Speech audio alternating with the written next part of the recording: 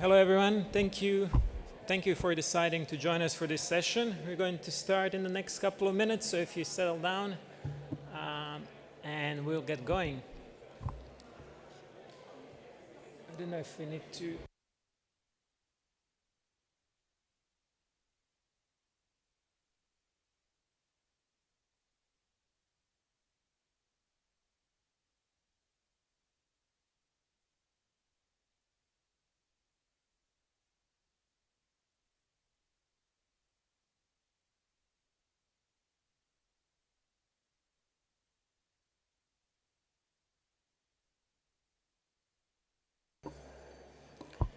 Hi, welcome. So, yeah, what we're going to do is we're going to have 4 short presentations, and there's going to be an opportunity to ask a question after each. So if you have any specific questions for each speaker, you can do that then, and then we'll have a discussion after all 4 presentations at the end.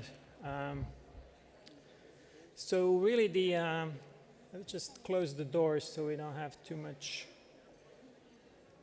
noise from the session. Are we going to close the doors? Yeah. We're just going to stop, right? Yeah.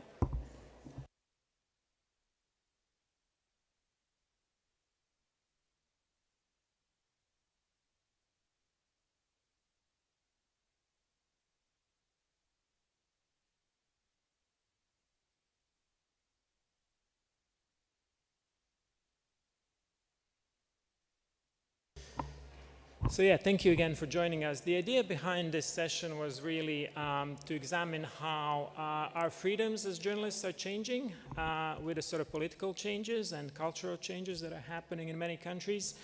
So as a science news editor, I've experienced this myself, where reporters, freelancers write about a story and then they're kind of scared to publish it, or they publish it and then they get lots of negative feedback from their sources about, I wasn't supposed to be speaking about this, I might lose my job, there's a pressure from government, from industry not to publish this.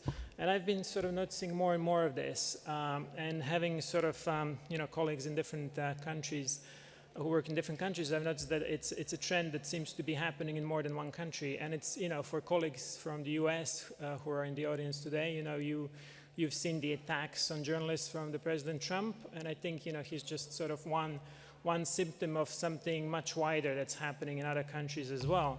So today we have science journalists from various countries, from Turkey, Russia, Bosnia and Herzegovina, and Croatia, and they will all talk about their own experiences. They will give a short overview of the situation in media freedoms and science journalism in their country. And they will use their own personal examples of, how we're seeing basically this rise of censorship and kind of, rise in authoritarian regimes in different ways in different countries, but they're all affecting our freedoms and what we're allowed to write about. And we want to sort of, also highlight how we can fight this and how we can work together to overcome these new challenges. So we will start with Baris Altintas from Turkey. I think Turkey doesn't need a specific introduction. We all know what's happening there. I mean, it's a pretty bad situation for media, but she will talk about it firsthand from her own experiences. So over to Baris. Okay, hi, thank you, Mico. Thanks for having me here. Thanks for coming on a Sunday. I have a slide presentation which was actually meant for me as my notes, but I'm sharing with you. So you can see names and other details. So my name is Baris Altintas, and I'm the director of Media and Law Studies Association, which I founded with other journalists and some lawyers about 6 or 7 months ago for 2 purposes. Has it worked? Okay. What we want to do is, because we're going through such extraordinary times in Turkey, we wanted to unite journalism and law. And we're mostly journalists, but we also have a very strong legal unit.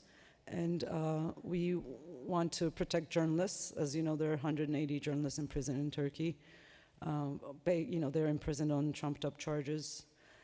So we're providing legal support. But additionally, we have journalism programs that focus on science journalism and financial investigative journalism.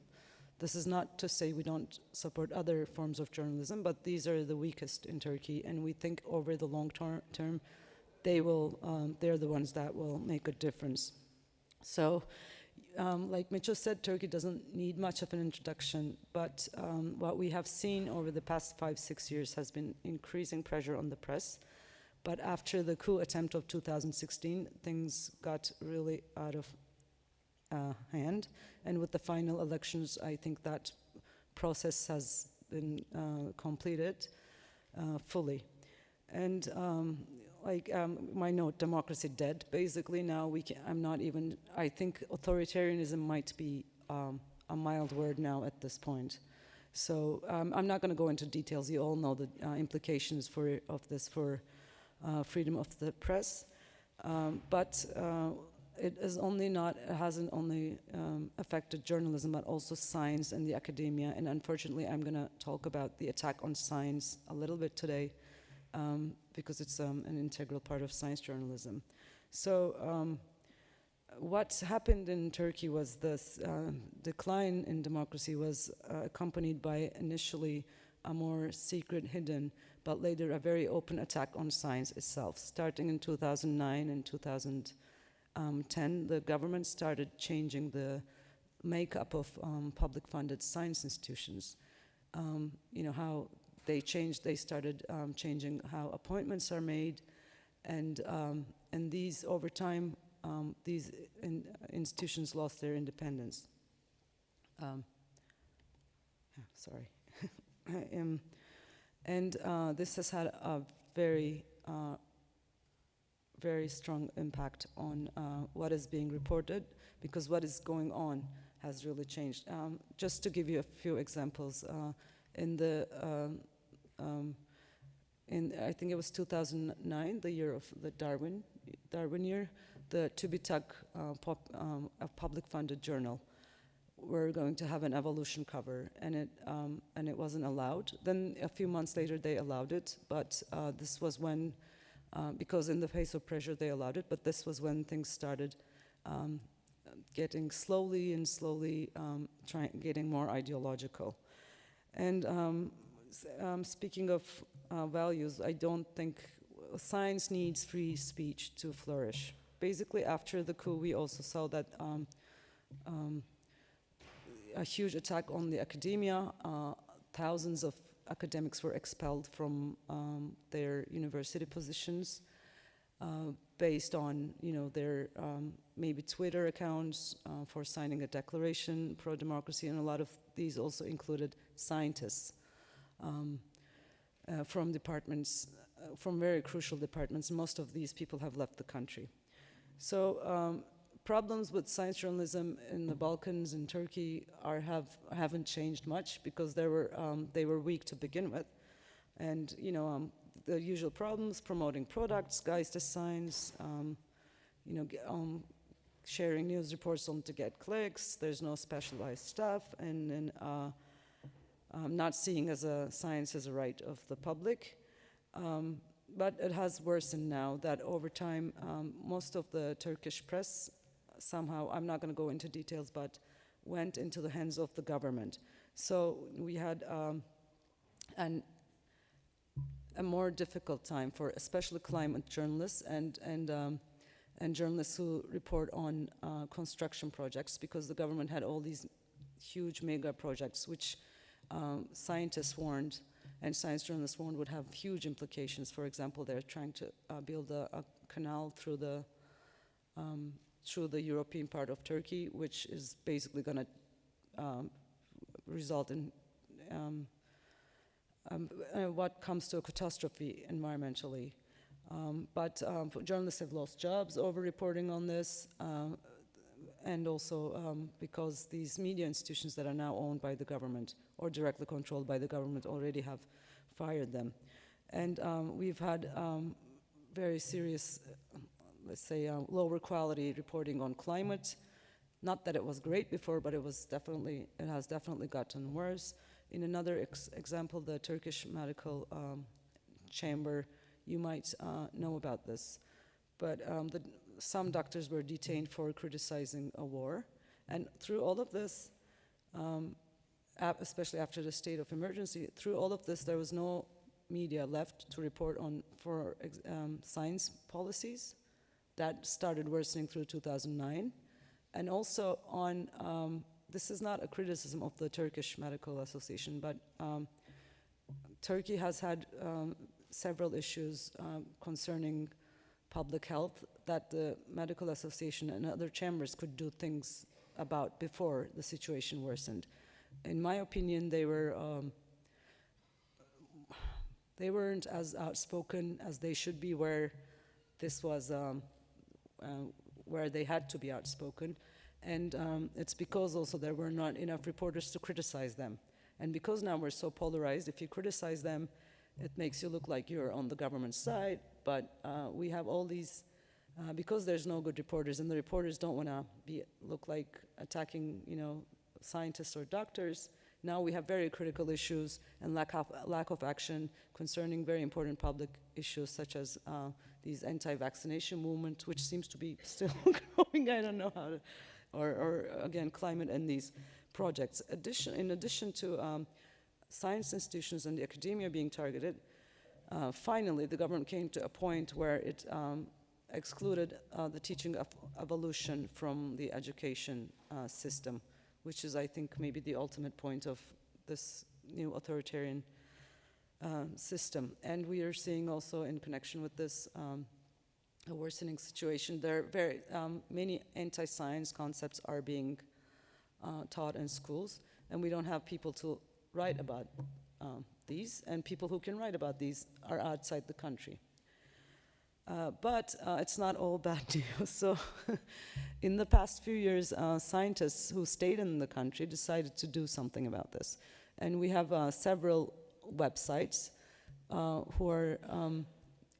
which are actually, some of them are really good, which have some great science coverage. With newspapers, since most of them were shut down after the coup, we have only one supplement that remains, a science supplement with Cumhuriyet.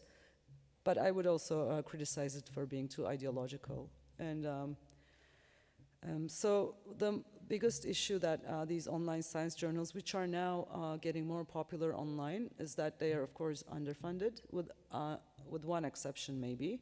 There are no regular updates, but we are seeing that there is a way to fight this ongoing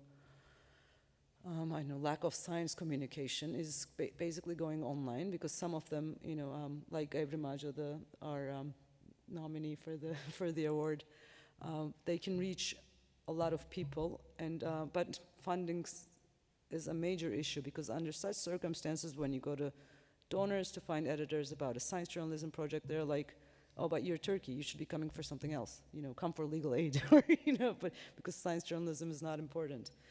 And so we are going to concentrate on maybe strengthening this network of this newer version of science journalism, who are less ideological, who are more knowledgeable, who are very good at using social media and reaching younger generations, because since the school system is now also doesn't seem to have a great future, we think there is a ray of hope here, and the only way to what this period has shown us with all these other journalists in prison is that to assert any kind of journalism or any right to publish or freedom of speech is actually use it. And in the case of Turkey, I think this is when we need science journalism the most. However, for most foreign observers or donors or any funders, it looks like a crazy idea.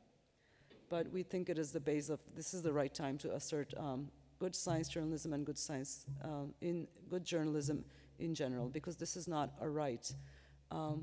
This is not something that we need to ask permission for, as in general, for general journalism. This is something we should assert. And in my opinion, there are a lot of science communicators, journalists, and scientists in Turkey who are ready and willing to do that, which is the silver lining in all of this. Thank you for listening.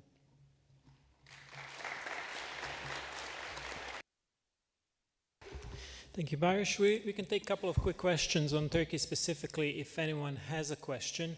In the meantime, I'll just ask Baris, is there anything specific that science journalists, from other countries could do to help journalists and journalism in Turkey? If they feel concerned about this, what can they do? What can people in this room kind of do to help you and people like you continue doing good science journalism? Okay, I think collaboration is very important. Maybe we should, networks and putting people in touch always helps. Maybe having reporters in Turkey cover for your organizations or outlets some of the situation in the academia or journalists who were fired from their jobs for criticizing a mega project, and so basically giving them an outlet is a good start, I think, and also making sure and staying in touch so that all of this gets reported on, including science policy and maybe also foreign colleagues, since in Turkey many people can try concentrating on reporting on especially climate, ecology, environment issues. It's not your country, but if this canal happens, it's going to affect all of us, especially the Balkans and Europe. And this is something that should definitely be in the eyes of the Western media for all of us. Thank you. Any questions specifically on Turkey? If not, we will move on to Olga Dobrovidova from Russia. So Russia is obviously another country that we often sort of criticize for lack of media freedoms, and Olga's got some of her own thoughts and experiences on this, so she's going to talk about this from a science journalist's perspective. Olga? Thank you, Misha. Thanks everyone for joining us here today. I'd like to start with saying that, ironically, my talk on censorship was censored. My state-run employer, TAS, was very intimidated by the title of this panel. They were not willing for me to talk here, so I had to leave. How's that for a start? So generally in Russia, science and media are very heavily dominated by the state. Some 70% of all R&D funding comes from the state, and most media markets, especially the TV market, are very heavily dominated by the government-run companies. 2 of the 3 newswire services are actually state-owned and state-operated. I have worked for both of them, so most of my talk here is informed by that experience. So science is both done and covered by the state. This dominance gives it not a chance to present science as it would like it to look, not as it actually looks. This is done both through government-run mainstream media, which I gotta say have zero interest in science unless a request comes from up above. A good case study here would be the Russian participation in XFEL, a European free electron laser that's built in Germany.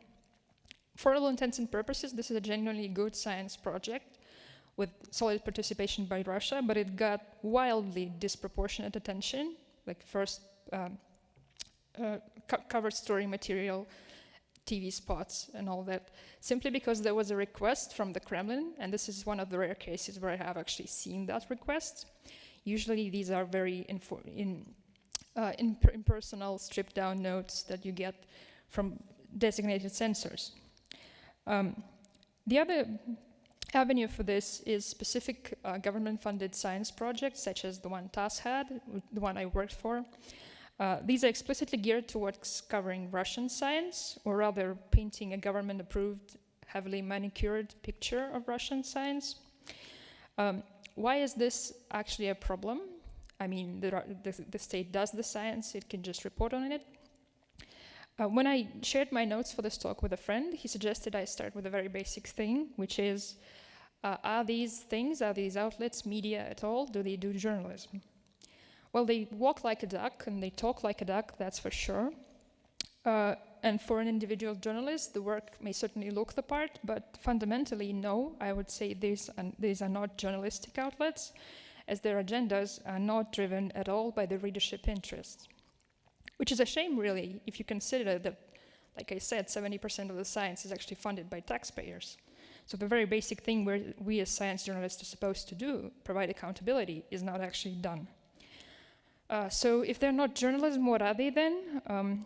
A good case can be made that these are simply propaganda outlets, but I think there's actually more than that.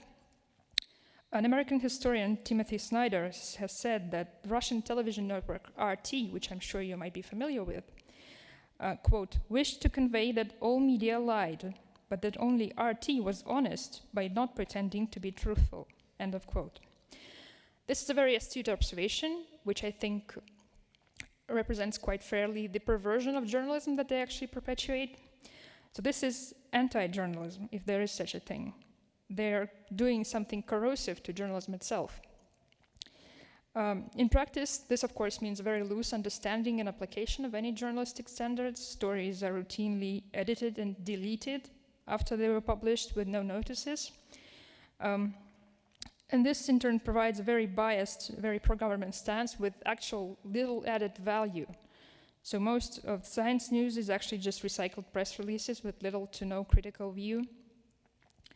How intentional is it? And by intentional, I mean how much of it is actually done strategically. I would say not a lot, because most decisions are actually made ad hoc by lower level people. Kremlin, as you might imagine, is not involved in everything. So the overall state of affairs is just a sum of small actors and their actions. That doesn't mean it's not malicious, though. It's quite malicious because, first of all, it explicitly supports anti-science narratives. Some of you may know that RT, the television network, has been statistically shown to provide more airtime to anti-GMO activists than other outlets. A less well-known case is climate change denialists, which are routinely featured in state-run and state-affiliated media.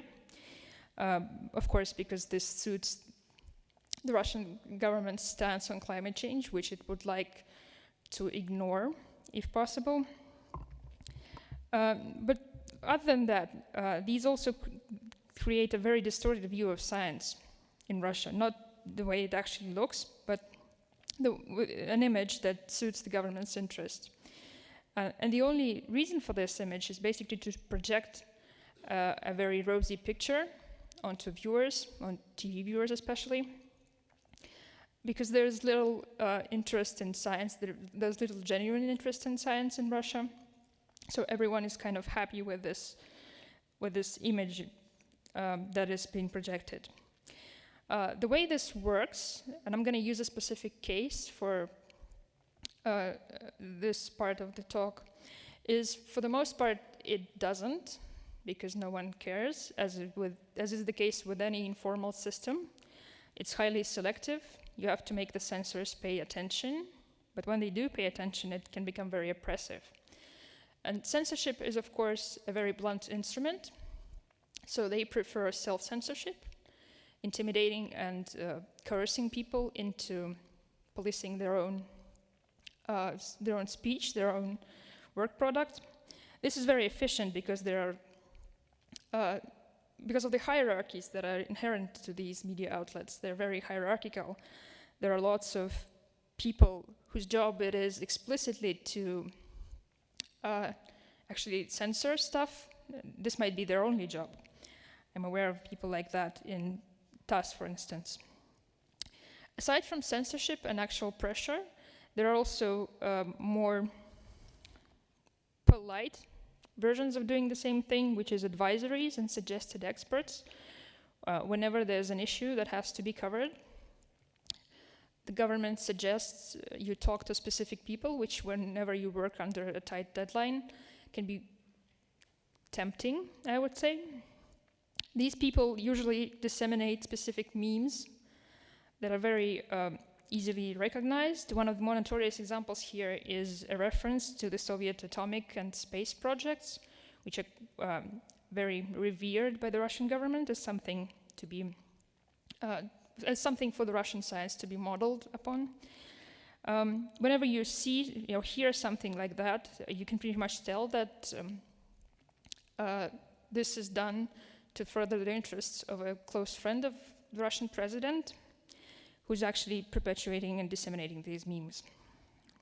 And the case study that I mentioned before is the 2013 reform of the Russian Academy of Sciences. If you're not familiar with that reform, it was intended to deprive the Russian Academy of Sciences of most of its sway over science. It was very sudden and quite controversial, so naturally the initial reactions were very adversarial, and people were quite vehemently against it. Several hours into covering the reform, into reporting on the bill, we were strongly advised to stop publishing negative opinions and start publishing the positive ones, thus providing a more balanced view. Naturally, this was very hard to do because there were not so many people willing to defend the reform publicly. So when that happened, when we actually said that it's impossible to provide this balanced coverage, the next day we were given a list of these suggested speakers, people who would defend the reform publicly. This was in 2013. Fast forward 5 years to now. One of the last stories I did for TASS was actually about the same reform and its legacy. 5 years later, it was, I gotta say, it was butchered after publication. Any negative comments and negative references were deleted from the text in their entirety. Honestly, when I worked on this story, I thought it was old news enough to slip through the cracks. Evidently, it was not. And I'm now told that after that story, the science project that I worked for was completely banned from covering the Russian Academy of Sciences at all. So that made an impact. Mico asked us to think about the ways in which you can help. Honestly, I don't have any good news on this front. There's no real leverage against the system. The only way you can probably help is through mentoring and training provided to younger science journalists. I'm very delighted that I have my former colleagues here today. I think it's unrealistic to hope to starve the system of people willing to work for it, but that doesn't mean we shouldn't try.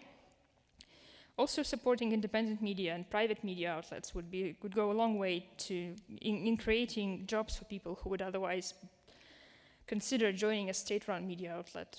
But other than that, other than supporting independent journalism, especially through collaboration too, I don't think there's a lot we can do at this point. On that happy note, I think I'm done. Thank you. I'd be willing to answer any questions if you have any.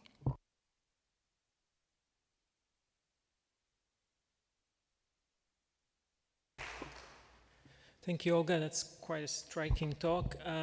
If there are any immediate questions on Russia, we can take them. If not, we will move on. But just before we do that, I just wanted to ask both Baris and Olga about sort of, personal impact of talking out about this. So, Baris, you were talking about how we need to assert the freedom of media.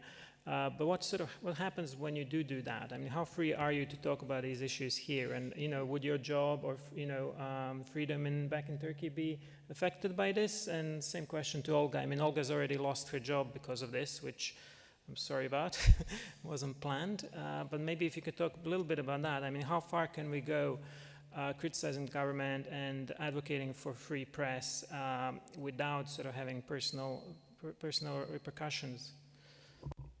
Okay, for one thing, the media organization that I worked for was shut down, so I can't lose a job, but I founded my own thing, so I'm... so, I think in Turkey, especially after the coup, we stopped asking that question, what is the limit when it's safe for me? Because what we do is, we're also defending a lot of people in prison, and we're always saying, let's say, dangerous things. But I think after a while, of course, there's no use in being a hero and going to jail, and we of course are careful to a certain degree, but I think after a point there's not much you can do. You can either leave or stay, and if you stay, we should definitely assert them. There's of course always a risk, but it's not something we try to think about that often. So, and when you say your previous organization was shut down by the government, or? Yeah. Yes, and so the government, in the run-up to the coup, they started seizing newspapers, but this has also continued after the coup, especially with the Kurdish media. But after the coup attempt, when they declared the state of emergency, the first cabinet decree was about shutting down, I can't remember, but in total, close to 200 media outlets were shut down. And I think and most of them, maybe 150, maybe more, were in the first cabinet decree. So state of emergency, and the next day, the first degree, and then they just shut down news outlets, basically. Well, I gotta say, first of all, it's not anywhere as close to the Turkish situation. I think I'm not in any danger of getting jailed. As Mico said, I pretty much made my choice by actually still agreeing to talk and having to leave my job. But overall, I'd say science journalism is pretty low on the list of priorities when it comes to the Russian government. So I think I'm safe. I think that should be fine. I think I'm not in immediate, under threat of getting jail. At least, I think that everybody in Turkey is now under that threat, but not for science journalism or criticizing some mega project. I would love to go to jail for science journalism. That would be like, if we were at that point, but I think it would be for something else. But I'm sensing a ray of sunshine here. Okay. We'll move on to, quick question from Ben Dighton. I don't know if you have a microphone for him, but let's just take that one quick question, then move on because we are slowly running out of time. And then we'll move on to Jelena Kalinic, who is from Bosnia and Herzegovina. And unlike maybe Turkey and Russia, the government there is very, I guess they have something like 12, 13 different governments. So it'll be interesting to see how things are different there. But yeah, Ben. Hi, I just wanted to ask about the readers in your countries. Do they realize the level of censorship, and where do they go for news, or do they not realize it? So the question is about readers in your countries. Do they realize that what they're reading is censored? And if so, where do they go for their independent news? I'll start. I think that's a bit trickier in Russia. But in Turkey, of course, they have, because websites are banned. Basically, you can't access many places where you want to read. So we do have some independent outlets. People have mastered the use of VPNs and other ways, and basically that's what we're doing. And we've seen, and this has a really bad impact. I think it furthers this polarization that we have in the country, which affects science reporting as well. Like I said in my presentation. Is because the people who actively seek independent news websites have other ways of using the internet where you can't, reach the other population, and which is a situation which deepens polarization. But that's a very important use of censorship, I think, for the government. Now that I'm looking at it, they're not really that concerned about being criticized or somebody, criticizing the education system or the science policy. They're more concerned about letting you speak and giving that impression. When they censor you, it deepens the polarization, which I am now increasingly suspicious that is a major mechanism where these governments use, that a mechanism to sustain this. I don't know what this authoritarianism or dictatorship. I don't know what the system. Let's say. Well, the short answer is a small subsection of the readership actually is aware of what's going on, and they're looking for independent media outlets. But generally, the level of media literacy is quite low. So most people are probably not aware of what's going on. Okay, we'll move on to Jelena. Okay, hi everyone. I'm so glad that you are all here, that you found this particular panel very interesting. But as you will see, there are certain details, characteristics of the Bosnian Herzegovina and other ex-Yugoslavian countries, but you will find that some other details are pretty the same as worldwide. So actually I will mostly talk about myself, which I find very convenient, but it's not, please forgive me for my egoism, but actually my life and my career interferes a lot with this anti-science sentiment in Bosnia and Herzegovina, rise of anti-science sentiment, and I encountered a lot of problems in my career. But first things first. Well, I believe that you're not familiar with the political system of Bosnia and Herzegovina. We don't have this kind of a authoritarian kind of a society, but we have like 149 political parties and other political subjects, which actually make us a very democratic country, but it's not like that, it's only superficial.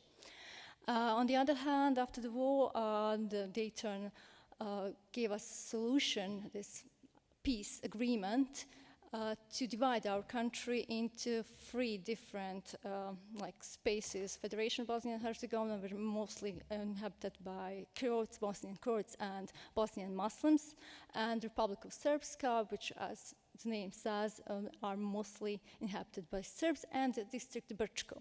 And in Federation of Bosnia and Herzegovina, you have 13 cantons, so it makes like we have 13 plus 3 governments plus 1 overall country, Bosnian government.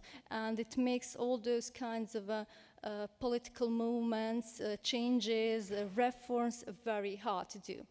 And Bosnian society is unfortunately very prone to corruption. GDP is very low, and actually it gave rise to corruption, and corruption gave rise to certain political groups which have almost all the power. So it's actually a little bit more closer to situation in Russia and Turkey. Well, all of those political groups who have power, they want to prove themselves to their voters that they are very patriotic. And how to do that? You actually become more religious, you desecularize your society. Actually, I made up this word. It's actually anti-secularization.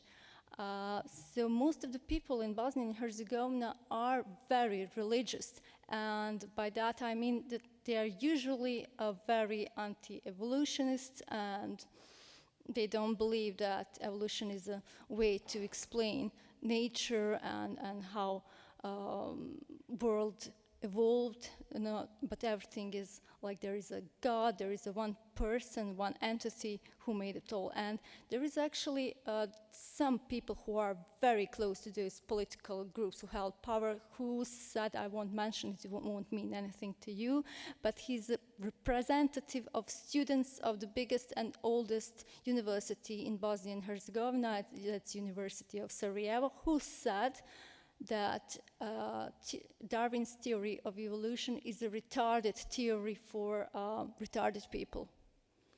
And this person will probably become certain minister of something in the next few years. So I told you that I will talk about myself. And I have a pretty good reason to do that. Well, I was a child when Bosnian War happened. But I kind of always loved science, especially chemistry and biology. So after the war, when I grew up, I decided to study biology. I was the best student in the class, like the best student. But after I graduated, I couldn't find a job. And the reason I couldn't find it is corruption. The girl who had lower marks and she was older than me, she got a job as an assistant teacher. And in Bosnia and Herzegovina, if you want to be in science, you have to work at the university because there are no many institutes that you can do science. So actually I couldn't afford myself to go on the master's studies to do my PhD, and it was much more cheaper to study another study. So I chose to study Russian language and literature, and then I moved on to MA in world literature. And after that, I really wondered what to do with myself. And actually, the science writing was key to do both things that I like in my life. And I started to work for Al Jazeera Balkans in, I don't know, it was 7 years ago, I think. And I wrote a few articles, very well accepted, but there was a case of I hope that some of you will remember, the case of Marius, the giraffe from Copenhagen Zoo. And I wrote a pretty scientific-based article on that special case, and it was refused. And another article from one theologist, Islam theologist, who wrote an article very anti-European Union, the thing that what happened to this giraffe was very something that is very characteristic of European society. We shouldn't be like that. It was absolutely anti-EU. And the next article I gave to them was some part of it has, I wrote about one kind of a tapeworm, which actually infected beef, but it was refused because you can't write anything against beef meat because only pig meat is a dirty one. So then I realized that actually I can't continue working for Al Jazeera, and I started my own blog, which is called Quantum of Science. And that is the actually time when I felt that I was fully free. But when you're writing for your own blog, you actually are not paid for that. So I tried to find some funds, and I found that Open Society Fund, known as Soros Foundation, helped me with this blog. But the blog became very successful because I used modern media, modern social media, especially Facebook and Twitter, and it became very popular. And then I was asked to write for the Oslobođenje newspapers, which is one of the two main newspapers in Bosnia and Herzegovina. And right now, like 20 days before this meeting, I signed a contract for Voice of America, which is really a big deal. But we are here to talk about those kinds of populist movements, anti-science movements, what's going on in Bosnia and in most of the ex-EU countries as this rise of anti-science and pseudoscience movement. First of all, I usually say when I'm discussing with the people that there are 4 riders of anti-science apocalypse. One is climate change denials, anti-evolutionists, then anti-vax movement, and anti-GMO. But I think that usually people ask me on which side of the political spectrum I am. They expect me to be like pro-left, but then they learn that I'm pro-GMO and pro-nuclear power, and they think that I'm like a little bit right, sorry. But in a recent discussion with the ambassador, His Excellency, British Ambassador, Mr. Edward Ferguson, I said to him that I'm not pro-left, not pro-right, I'm pro-science. And sometimes it really gives me a trouble since I'm attacked. I 3 months ago, I think in March, I had this verbal harassment issue in my inbox, but actually I had 2 ones. One was sexual harassment, verbal harassment, and other one was someone wrote me from anonymous account that I should leave the Sarajevo because it was like F off, like this is auto-censorship, from this city, you shitty Serb. And this came from the far right wing in Bosnia and Herzegovina that want to present themselves as liberals, but they are not liberals. And also I had been attacked from the left wing since I'm pro-GMO, and they're usually telling me, saying to me that I am corrupted, or whatever. But the biggest problem I found here is actually the anti-vax movement, and this is, I think, a common ground for all of us. Last panel was a little bit, I thought that they will talk about vaccines, but they didn't.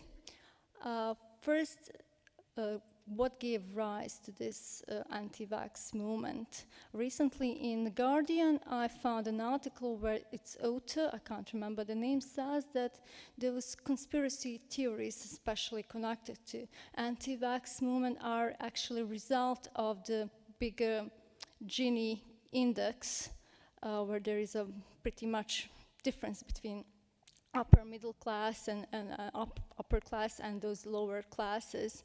And that's the case actually in Bosnia and Herzegovina. In this year, I think a month ago, one paper was published about anti-vax movement and conspiracy theories. I think it was in psychology. But they compared like 23 countries, and they tried to see if people who are anti-vax are more prone to the conspiracy theories. And actually it proved this hypothesis. And countries like Germany, Sweden, and Denmark, where they have a pretty small Gini index, they were not prone to conspiracy theories. And other countries, for example, USA and the Balkan countries, I think that there was only Bulgaria from the Balkan countries, they had this really standard deviation in the graphs. For those countries, their values were above the standard deviation, while for Sweden and Germany were below. So actually it proves the point. We have to work not only on a science advocacy, but how to make more open societies of equal people. Because I think that the more people are unequal in their incomes, in their education, we have more problems.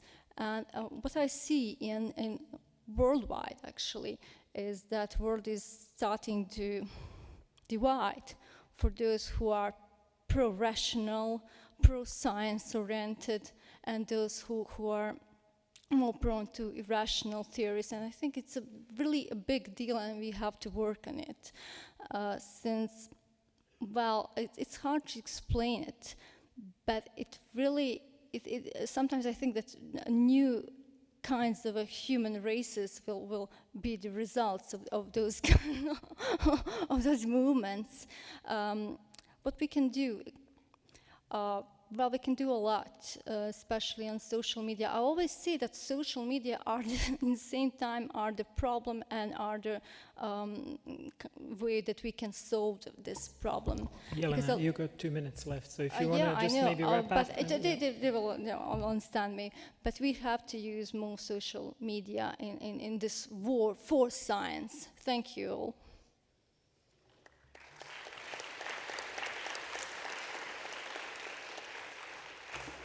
Thank you for that fascinating talk. Yeah, if you have any questions, I'll just keep them for after Nenad's talk, so we don't run out of time. There's one immediate question, okay, but be really quick. Yep. Okay, thank you for your presentation. It was very touching to me, and I've just been told make it quick, and so I'm going to make it quick. The thing is, like, we are talking about like science journalists and how hard it is in these countries. I'm a scientist myself, and I can relate to the thing that you have been saying, like, you know, the corruption and so on. In science, actually science, because science is in some countries with different mentality. Because I won this grant from the European Union, so I worked in UK, Netherlands, Belgium, Czech Republic, different mentality. I discovered 2 molecules that were accepted by Cambridge Crystal Shooter database, the materials work for drug delivery and so on. By my supervisor there, I was told, no, it's not going to do anything. And I said, how it's not going to do anything? Do you even check it? Do you know? Did you measure it? Nope. So I have to, by then I was threatened, I'm not going to get my PhD. So all I'm trying to say that corruption is everywhere. And I, out of desperation, went to other people, to Cambridge and so on, out of my own money as well. And finally, I collaborate with them now, but I leave this, just to train this corruption is even in science as well. Like you know, sometimes you write about some material and then all the technology progresses and so on, and then maybe 2 years later, because you measure more, like I'd say about DNA, because technology to measure progresses as well, yeah, and you then think, oh, that's something different, we now know more. And instead of doing like, follow-up paper or something, people tell me then, no, because it's going to block us. So I think you're not really a scientist, because if you establish scientists and you're a professor, let's say at Berkeley, which I know now quite few, then you can publish follow-up paper. If you are just postdoctoral researcher, PhD student, some other university and corrupt the country, forget it. they're gonna threaten you. And I'm just saying corruption is always there in science. That's what Thank you. just brought Yeah, emotions, that's a very good emotional. point. Thank Yeah. you. Just And I want to bring awareness to that. Sure. And that sort of, I think, probably leads us well into Nenad and his talk, because Nenad writes a lot about corruption in science, and this is really how I met him first. I mean, he covers a lot of popular science discoveries, but then he also does investigations into how scientists conduct themselves. And actually a story that I co-wrote with him for Nature about plagiarism of one of our science ministers got us both attacked by sort of people from the main university in Croatia, and we were basically called destructive revolutionists who want to bring down the nation of Croatia. So, you know, we kind of felt like that was very uncomfortable, but this is just for writing about plagiarism of political actors. But I'll let Nenad talk more about his views on this. Yeah, it was just a natural door to these observations that I would like to bring in. Yeah, the problems of scientists as they were addressed in the first table or the first discussion when there were these people from Guardian and like that. So this is one kind of problems, and because of some problems that exist definitely in scientific community and in industry, and mixing the interests, and maybe some of you read the book by Ben Goldacre, Bad Science, and also Bad Medicine, and things like that. You can see these problems, how can they can arise, and then people become aware of these problems, and then we also have the problems with people who lose their trust in science. But when Ben Goldacre is writing this, then he has very, very good arguments, and you can see from what he's writing that this is not really the problem of science, it is a problem of bad science. But now I will try to illustrate how the same academic community that is supposed to be a kind of avant-garde in the state and work together with journalists to promote real science, and to promote also some qualities and some changes that are necessary for the function of society. How in some small communities like Croatian community, Croatia, you know where it is. This is a former Republic of Yugoslavia. So how this academic community can become corrupted and form the networks, corrupted networks with politics and the judicial system. And instead of being an avant-garde, it becomes an oppressionist itself. The example that Mico mentioned was, and this is just one example, there are many similar examples in Croatia. This was the example where few people in academic community recognized that our former Minister of Science had plagiarized some materials in in his scientific paper. They accused him at least for doing this. And then what happened? Because he was a science minister, this was a big thing, and many media wrote about this. Not all, some that are more free. Some couldn't write about this. So what happened? There were ultimately, the Prime Minister gave support to his Minister of Science, and he defended him, And although we had a national committee for ethics in science and higher education, and this national committee found that he was guilty of plagiarism, so there was a conclusion. It's a committee, and they are experts in this field. All this happened now. Yes, he was finally sacked. He had to step down because of all this media pressure, but finally we have this situation where he is filing a lawsuit against journalists and some professors who claimed that he committed plagiarism.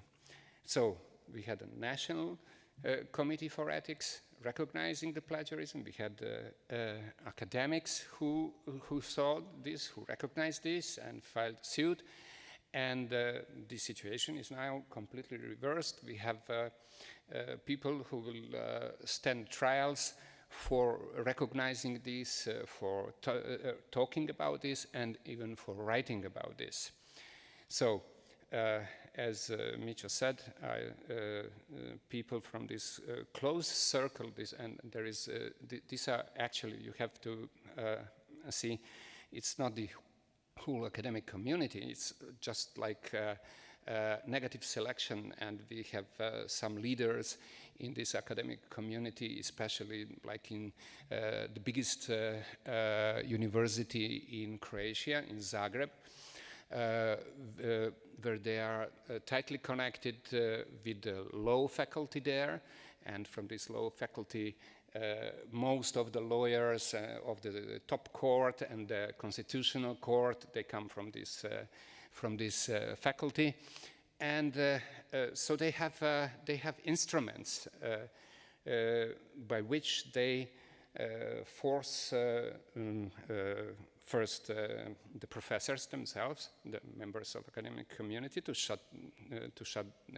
their mouth, and they are also doing the same even with journalists and students.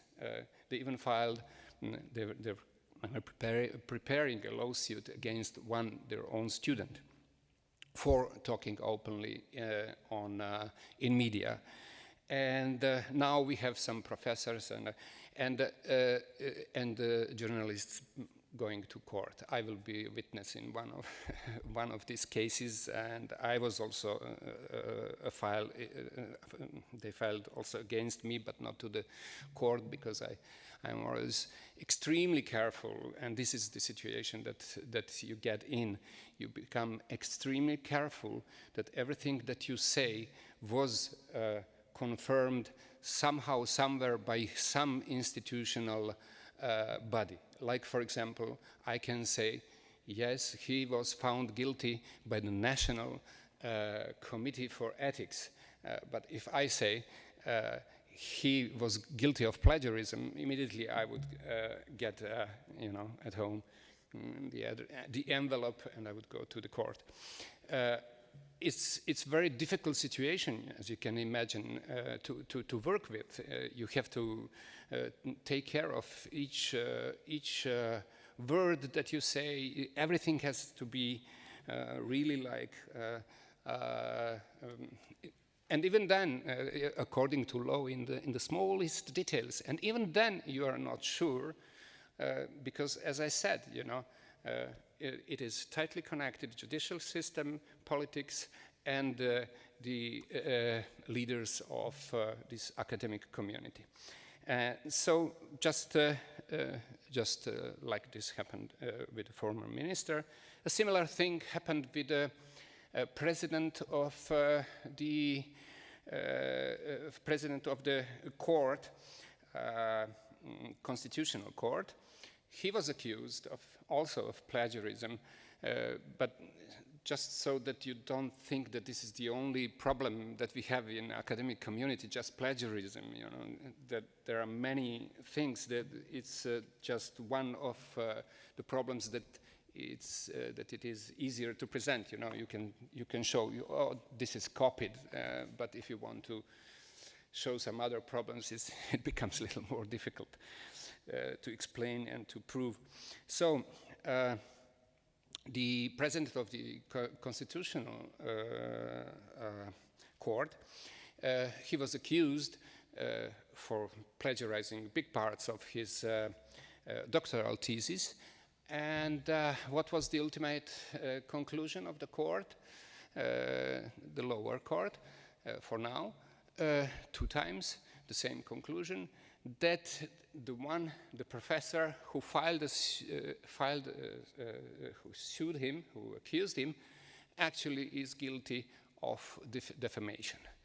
And because we have such a law that defamation is a crime, is punishable by a lot of money in fines.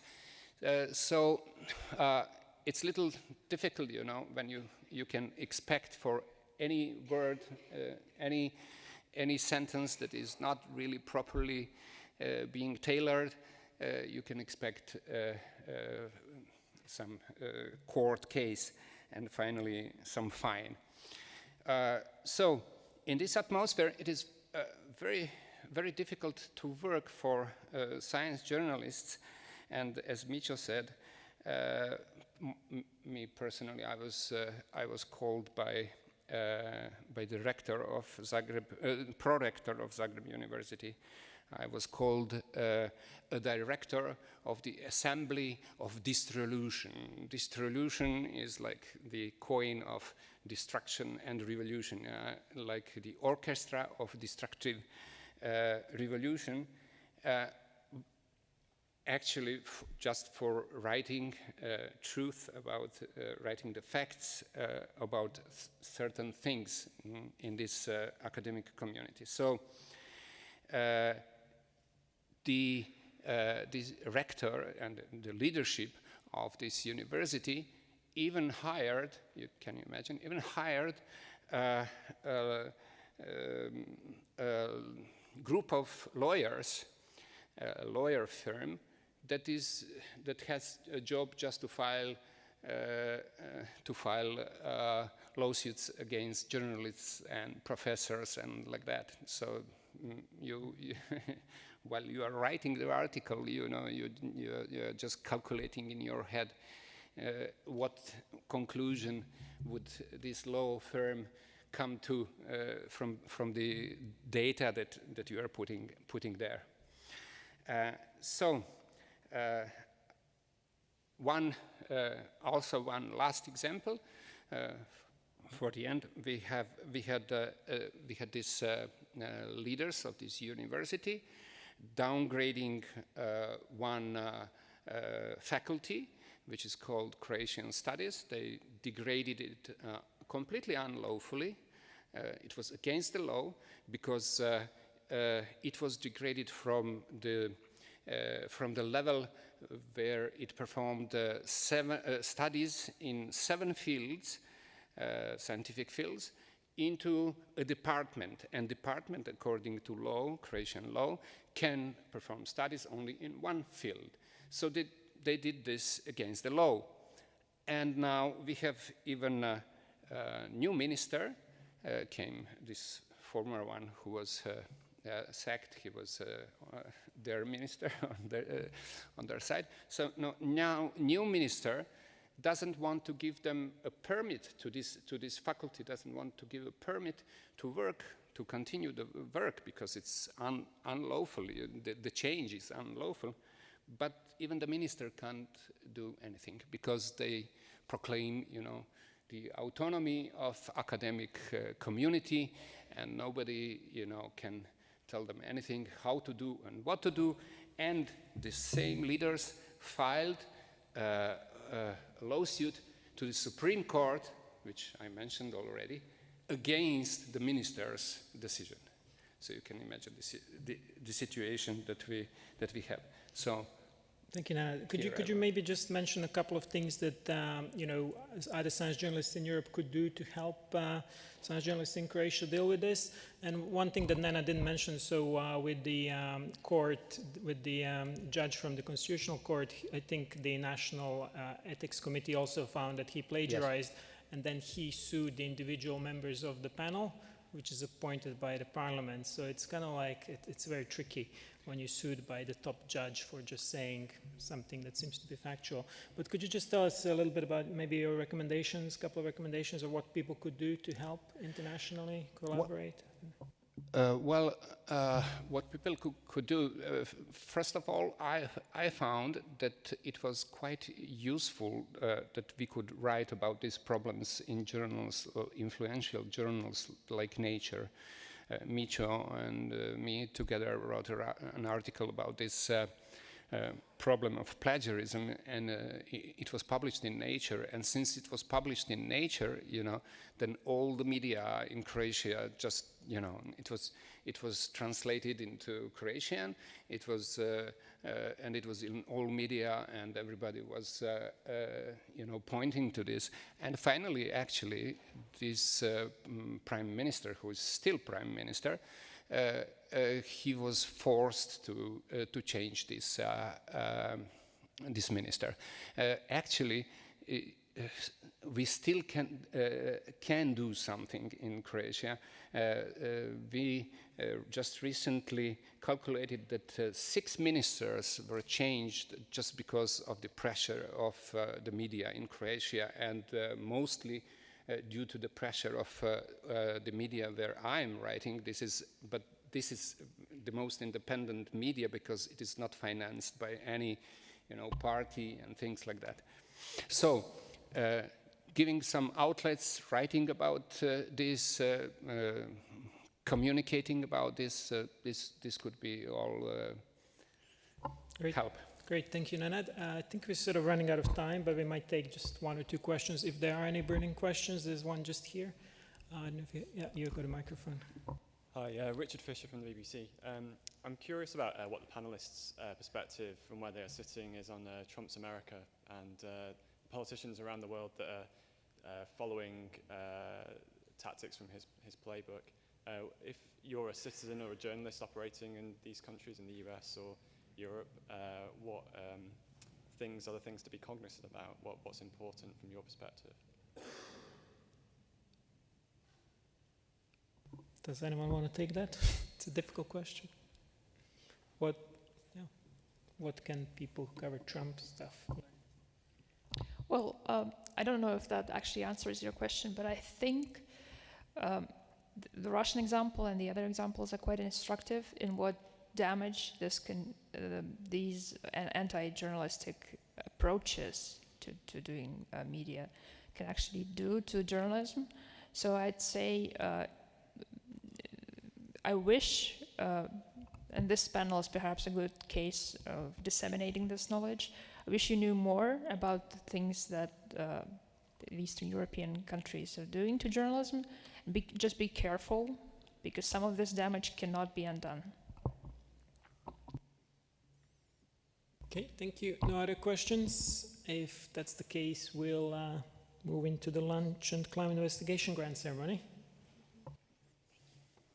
Thank you to all the panelists.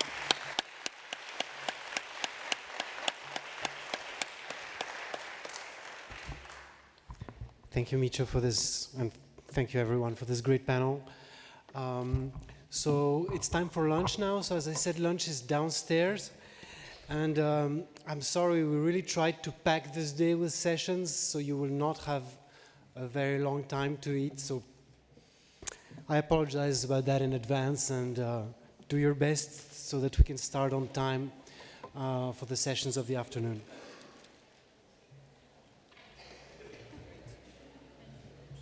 Okay, So we're supposed to start again at 1:20.